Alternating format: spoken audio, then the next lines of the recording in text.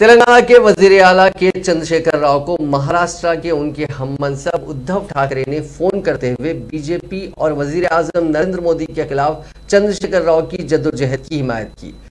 केसीआर 20 फरवरी को पड़ोसी रियासत महाराष्ट्र का दौरा करेंगे, जहां उनकी दारुल हुकूमत मुंबई में मुलाकात वजीर आला उद्धव ठाकरे से होगी। यह मुलाकात मरकज की मोदी ज़ेर क़यादत एनडीए हुकूमत के खिलाफ मुख्तलिफ सियासी जमातों को मुत्तहिद करने की मुहिम का एक हिस्सा होंगी। महाराष्ट्र के वजीर आला ने विफाकी इंसाफ के लिए चंद्रशेखर राव की जद्दोजहद की मुकम्मल हिमायत की है, इस बात का दावा करते हुए कि वो बीजेपी के खिलाफ मुख्तलिफ अपोजिशन जमातों को मुत्तहिद करने में अहम रोल अदा करेंगे। केसीआर ने कहा था कि वजीर आजम मोदी ज़ेर क़यादत एनडीए हुकूमत को उसकी मुखालिफ अवाम पॉलिसियों की वजह से बेदखल करना चाहिए।